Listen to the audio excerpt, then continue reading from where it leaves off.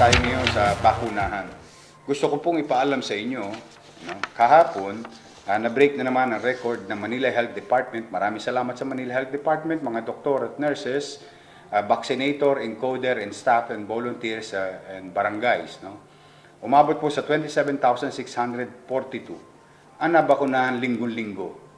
Katulad ng aming commitment sa inyo, pag may hawak kaming bakuna, lahat, hanggat kaya, babakunahan ang inyong lungsod.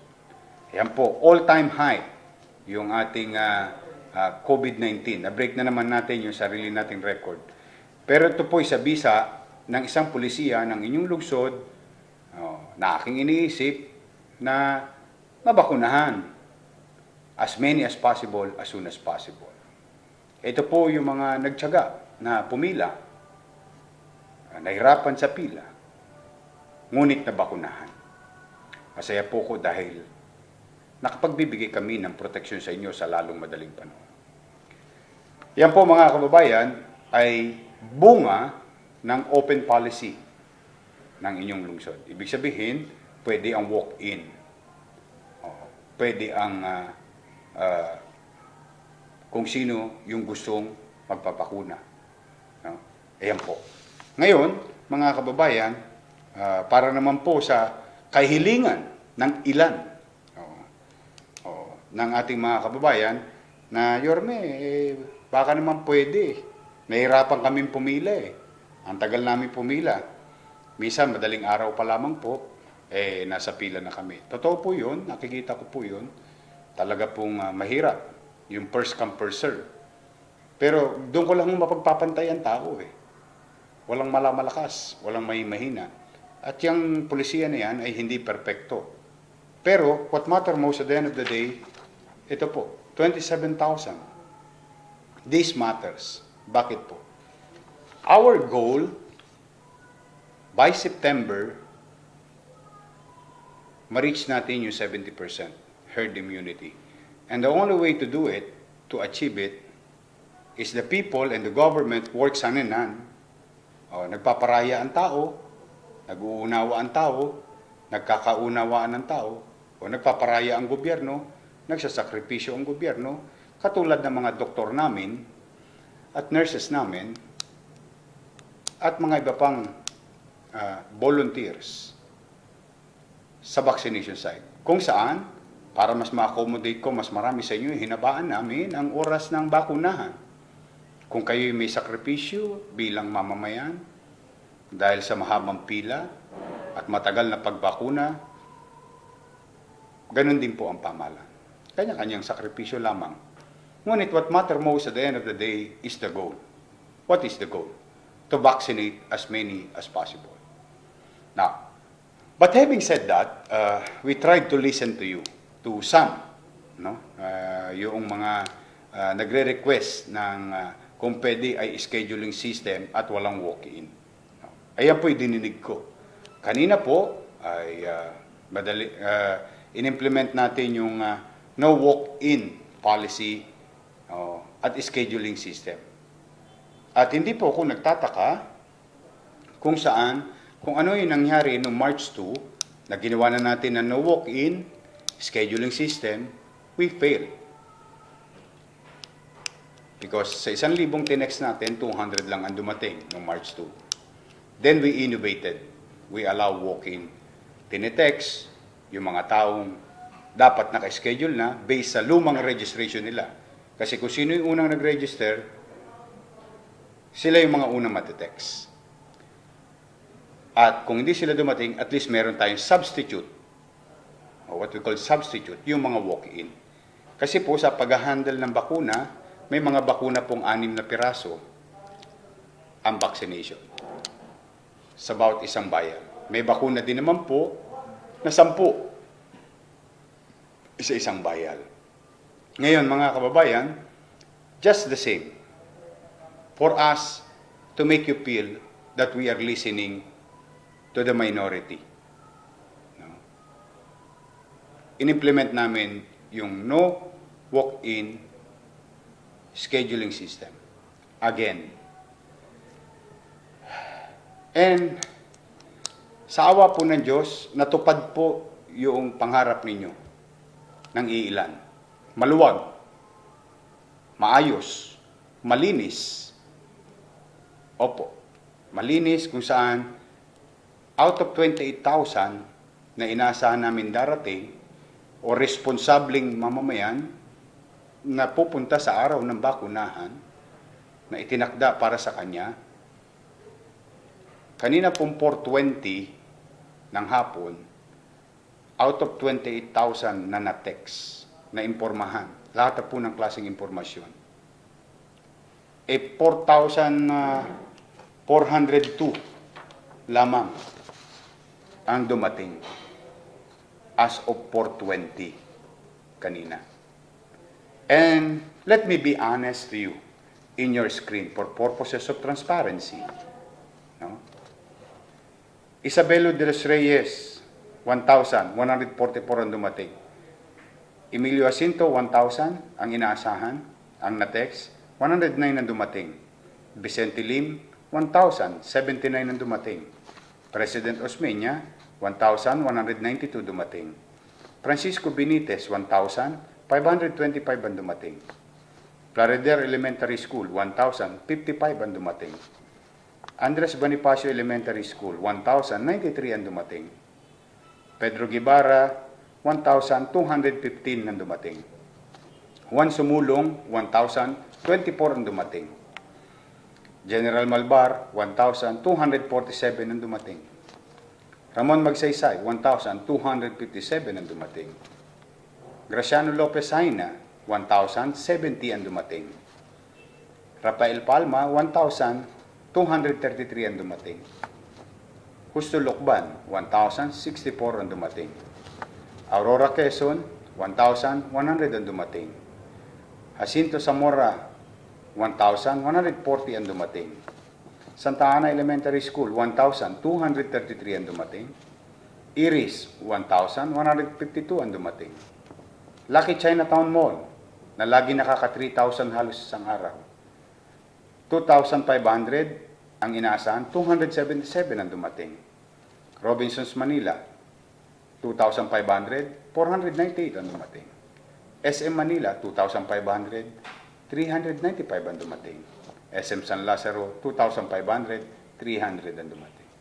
Total of 4,402 dumating out of 28,000 doses na available para sa ating mga kababayan na siya namang ating pinakinggan na mag-no walk-in at scheduling para walang pila at marami pong natuwa dahil mabilis. So may sistema. So umaandar pala yung sistema. Ngunit mga kababayan, ganito po ganda yung sistema. Ipakita mo nga, Julius. Maraming pagkakataon na walang laman. Tingnan po ninyo yung mga pictures kanina. Yeah, that's the real score. Matagal po nakatenga. Usually, pag mga alas 11, nakaka 8,000 na kami o 9,000. Pagdating mga alas 12, alas 2, nakaka 15,000 na kami. Ito po mananghali po to. Wala pong dumarating. Based on our experience in the past and based on our experience today, it only proves hindi po sistema ang problema. Maybe on some other things. Ngayon, mga kababayan, yan po ang nangyari. Just to be honest and, to be transparent to you. Meron pa nga akong kilalang isang media outlet, inuutosan pa yung tao habang dinedrawing ba, ito sabihin mo. Kinukuha na niya. Para to make it appear na merong knight in shining armor o tagapagtanggol ninyo. Pero hindi po yun makabuluhan. Ano po ang makabuluhan? Kayo po ay mabakunahan sa lalong madaling panahon. Sayang ang bakuna. Now, we've waited for about 24,000 people who did not come. Then we deprived 24,000 people na dapat mabakunahan. Hindi ho ba? Kung kayo man po nasa kalalagayan ko na ang tanging layunin ko ay maproteksyonan kayo, ang gusto ko, lahat kayo mabakunahan sa lalong madaling panahon. Sayang, 1 taon mahigit na tayo sa ganitong buhay. At ako'y naniniwala kung bakit nagtagumpay ang Israel. Sapagkat sa Israel, you can fall in line. People are waiting patiently. Millions of people. Millions, the entire Israel. They did it in a few months. 94% nabakunahan nila. And I have never seen people complain because they know the real story. That mahirap ang bakuna at ang bakuna ang makapagliligtas at makapagpoproteksyon sa tao. Alam na natin pare-pareho yun at yan din ang sinasabi ng mga doktor. Following the same concept, no? Mabakunahan ko ang mga taga-Maynila sa lalong madaling panahon kasi gusto ko kayong maproteksyonan. Kaya ang layunin ko ay yakapin ang kayang yakapin sa lalong madaling panahon. Yun ang mahalaga. It's the goal. And what matter most at the end of the day is the result. Now, maaari pong may konting paghihintay. Maaring nainip kayo. Hindi ko naman po sinabi na dumating kayo ng 2 o'clock, 1 o'clock in the morning, but believe ako sa mga taong yun na matyaga dahil gusto na nilang mabakunahan. But if we're gonna continue doing the old thing that doesn't give result, then it will defeat the purpose. We have shown you today, palpak talaga. Palpak po. Ako na po ang nagsasabi. Palpak po yan. Ayan po. Pangalawang beses na yan. Ngayon, gagawin ko ba kayong firing range para pagpraktisan ang buhay ninyo? Unfair yan sa inyo. Hindi tayo pwede mag-practice na mag-practice. Ang practice, ginagawa bago simulan yung totoo. Pag nasa totoo na tayong laban, lahat na na-practice natin, i-implement natin. At pag mabuti, i-innovate natin. Pag mali, i-correct. Agad. Hindi ho tayo pwede mag-target range. Buhay ninyo to. Naawa ako, sapagkat kanina may mga balita ako, lalo na yung mga lolo't lola ko, na gusto na magpabakuna, ngunit hindi binakunahan dahil hindi sila naka-schedule. Nakakaawa. Pero gustong-gusto na nung matanda mabakunahan. Naawa ko sapagkat yung ibang empleyado, hindi mo naman masisisi ba't hindi sila pumupunta. Dahil may trabaho sila nung araw na available sila. Nung araw na tinext sila na magpabakuna. Just to be fair with you, since December 31 up to May 31, 281,000 po ang hindi tumugon sa text messages namin. But we have achieved to vaccinate almost 500,000 by doing the policy of open policy. Kung hinintay ko po yung 281,000 at patuloy, meron pa nag-comment pa nga siya, opo ako 10 beses na po akong na-text, kaya lang tinatamado ako. No, meron naman isa, magkasakit po ako, kaya hindi po ako nakapunta, pero ilang beses na ako tinext. So, ibig po sabihin, we are really trying to be patient to people who wanted to get vaccinated. But we cannot keep on waiting. This must not go on. Kasi we are being unfair to others na biglang nagdesisyon na gusto niya na magpabakuna at yung dati nagdesisyon na gusto magpabakuna ay nagbago ng isip. Because mas marami tayong mabakunahan, mas protektado ang pamilya ninyo. And at the end of the day, makukwenta natin kung halimbawa papalarin tayo, loobin nawa ng Diyos, marami tayong bakuna, at 20,000 a day, if we can reach 20,000 a day, then we have 600,000 in 1 month. Then in the second month, that's 1.2 million. 100% na bakunahan natin sa Maynila. And all we need is 70% to reach the herd immunity. And the 70% of 1.2 is about 800,000. Malapit na tayo. Sayang. But then again, para lang maramdaman ninyo na dito sa lungsod ng Maynila, dinidinigan lahat. Lahat ng suhestyon. Lahat ng mga gusto ng tao. Pero, hindi ho tayo pwede magkaroon ng kuwit. Minu-minuto. Sa buhay, kailangan may tuldok. Ngayon, mga kababayan, mga 4:20 ng hapon, dahil nga 4,400 pa lang, may nakita ako mga report sa field. Marami pa rin nagbabaka sakali. Alam nyo, mga kababayan, syempre, naawa naman ako sa tao. Anong gagawin natin sa kanila? Itataboy pa ba natin sila? Kayo man ang lumagay sa katayuan nila. Nagbaka sakali na sila. Kaya kung bakit to, ako po'y sumugod sa isang vaccination site at tinanong ko ang mga tao, kinausap ko sila. Kayo ba'y nagpunta rito dahil kayo ay na-text? Dahil kailangan no walk-in policy tayo ngayong araw to. Sagot po nila hindi. Nagbabaka sakali sila and marami po nagtsatsaga. Nakakaawa po, lalo na yung mga lolo't lola ko, minsan maaga pa lang. Saka gusto lang na maproteksyonan. Mga kababayan, in less than 1 hour, 1.5 hour, in 1.5 hour, nung binuksan natin muli, just within the day, to decide, and this is about leadership already, this is addressing your people. Pagdating ko, bakante yung mga bangko, ang dami nakapila sa labas. Nagbabaka sakali. So, hindi talaga effective yung scheduling system because we're going to continue to fail.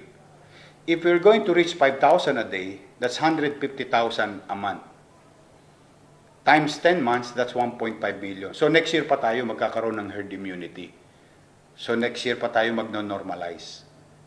What matter most to me is makapagbalik kayo kaagad sa trabaho, may kumpiyansa kayo, lumabas kayo ng bahay, yung magsaserve sa inyo, bakunado, kayo bakunado, lahat tayo bakunado. Pag-uwi natin sa mga lolo't lola natin, mayayakap natin sila. Muli, kasi bakunado na sila, bakunado kayo, lahat tayo mamumuhay ng normal. Makaka-move on na tayo. Then let's start talking about economic recovery. Ayun po mahalaga ngayon. Mga kababayan, sa loob lamang ng 1.5 hour, 9,639 ang nabakunahan agad. So, in less than 1.5 hour, at 4.9, so most likely, about 4,500 ang nabakunahan sa loob lamang ng isang oras at kalahati. At nakita nyo na puno bigla. And as we speak now, bukas ang bakunahan at dumadagsa ang tao. So, ipagpaumanin ninyo sa mga gustong special sila at i-VIP sila. Sa Maynila, pantay-pantay. Dininig ko na kayo, ayon sa kagustuhan ninyo, na ilan lang naman, kalahating milyon na tayo Nagbabakunahan Nagtsatsaga ang mga tao. Sakripisyo ang tao. Kaya kami nagsasakripisyo rin. Sinusuklian namin ang sakripisyo ninyo. Nagdagdag kami ng 5 oras. At hindi nakapagpahinga mga doktor, nurses, vaccinator, encoder, volunteers. Even on a Sunday, yesterday is Father's Day. 27,000. This is the result. This will matter.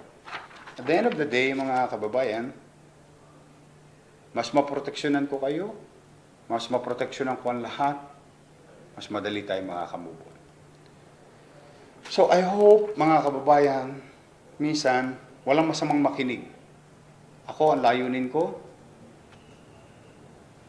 mas gusto ko yung bakuna nasa braso ninyo sa lalong madaling panahon. Hindi tayo pwede maghintayan. Hindi po. At hindi po dadami ang bakuna kapag nasa refrigerator. Hindi po yan kabuti. And I hope this time around, whether hati tayo sa damdamin, then it's time to decide. And we'll face the consequences of our action. And all I want is the best for you. We have to pay the price of convenience. Because your health, our health is at risk. And that is the most important for me. To safeguard you, to protect you, give you extra protection. And this is science. Hindi ito mga kapri-kapritsyo lamang. Ayaw ko kayo maghintay na matagal. How I wish. But there is high demand, which is good problem. I always look at it as a good problem. Because before, ang tao ayaw magpabakuna. Ngayon, bumubuhos ang tao sa bakuna. Kaya sa atin, ang sinong gustong bakunahan, tiyaga lang po tayo. Yun lang po hinihingi ko sa inyo. Wala po akong ibang hingin. Tiyagain na natin. Protect yourselves as soon as possible. Ang mabisang bakuna ay ang bakunang nasa braso nyo. Kita ninyo, 4-5 in 1.5 hour. 5,200. 5,200 na? See? That was a few minutes ago. That's what matter most. Mas maraming mabakunahan. O ngayon, kung hindi naman kayo masaya sa sistema namin, hindi ko alam kung tatanggapin kayo sa ibang syudad. Kasi ako tumatanggap, kahit sino. Kasi, dalawang bagay lang yan. Yung mga taong dadako sa lungsod, magdala ng virus at i-infect kayo. Or tayo magbigay ng virus sa kanila. Wala naman dito lugar-lugar eh. Ang pandemic, kaya nga siya pandemic eh, it's everywhere. At ipaalala ko, i-google nyo mga kababayan, may nakaambang panganib sa atin. Opo. We were briefed last Saturday kung gaano kadelikado ang Delta variant. You can Google it. Yan ang nangyari sa India. At para sa kaalaman yung lahat ng mga manonood, meron na po sa Pilipinas.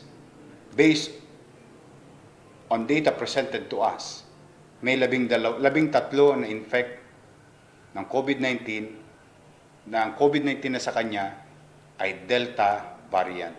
The same way sa Indonesia at saka sa India. Kaya 300,000 na nagka-COVID sa kanila isang araw. Libo-libo na matay sa kanila sa isang araw. Dahil sinabi ni Dr. Edsel Salbahan na ito ay 60% na mas matapang. Eh yung COVID-19 na naturalesa, nakamamatay na. O ngayon, magbabalansi tayo. Ginhawa, pero walang bisa. Hindi goal-oriented. Hindi result-oriented. Convenience lang. Hirap ng kaunti, pero mabisa. Mas marami mapoproteksyonan. Then your mayor, I am responsible to each and every one of you. At the very least, majority of you, to do and decide what's best for you. Yan ang obligasyon kong hindi ko tatalikuran at hindi ko pagpapahingahan. May gobyerno sa Maynila. Ang commitment ko sa inyo, hindi ko kayo iiwan. Magiging kaagapay niyo ako. Paulit-ulit ko sinasabi. Yung sakripisyong hiningi kong konti, na nabibilag tayo ng araw, ako po nagpapabilag din sa araw. Nababasa tayo ng ulan ng konti, ako rin po nababasa ng ulan. Expose tayo, ako rin po expose. Lahat, babayaran ko yan, susuklian ko yan. Wala kong hihingin sa inyo na hindi ko kayang gawin. Pero at the end of the day, what matter most, mga batang Maynila na nanonood, sa tulong nyo at pagiging epesyente ng pamahalaan, tatalunin natin yung COVID-19.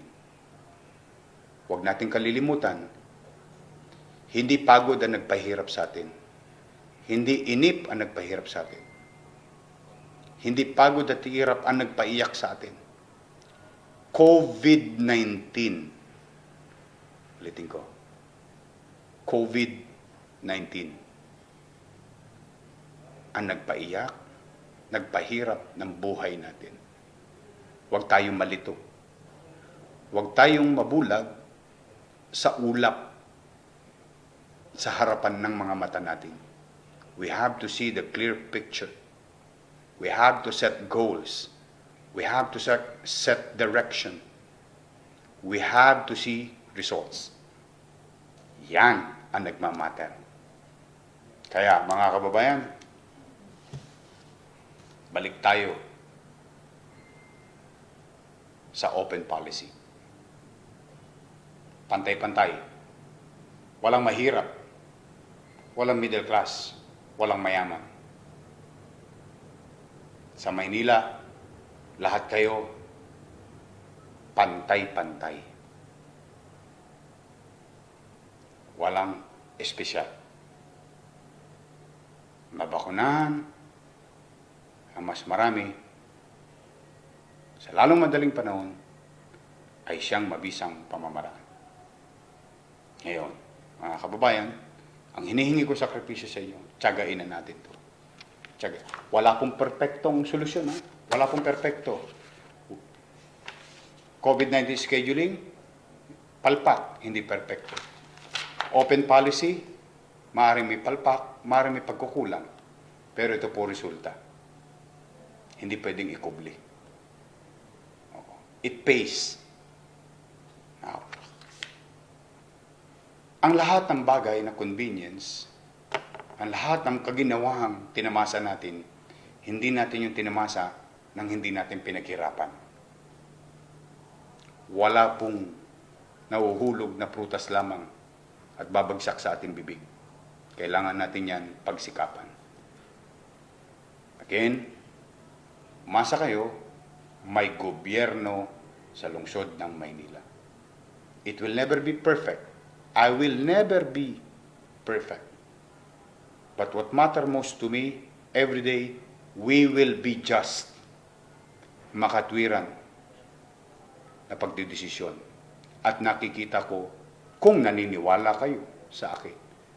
Nakikita ko pag ganito ang nangyari sa atin araw-araw, sa lalong madaling panahon, ma-achieve natin ang kapanatagan ng bawat isa para na sa ganoon, bumalik na tayo sa normal. Mayakap nyo na ang mga apo ninyo. Mabisita nyo na ang mga nanay at tatay ninyo. Magkakasama na kayo magkakaibigan na mamuhay tayo ng normal. For the meantime, let's pay the price. And thank you sa mga Manila Health Department sa pagtsatsaga ninyo. Araw-araw na ginawa ng Diyos. Sa pamilya ng mga taga Manila Health Department, maraming salamat sa inyo. Sa pagpapahiram nyo sa akin, ang inyong mga mahal sa buhay na kawani ng pamahalang lungsod under Manila Health Department. 5 hours a day, they extend just to accommodate each and every one of you. Ulitin ko, walang perpektong solusyon. Kung gusto natin ng ginhawa, kailangan tayo may konting sakripisyo. At ipalaganap ninyo ang pagkakaunawaan. Uulitin ko, ang kalaban natin si COVID-19. Huwag nyo nang isisi sa iba pa. Si COVID-19 ang nagpahirap sa atin. Para siya talunin, magkaisa tayo.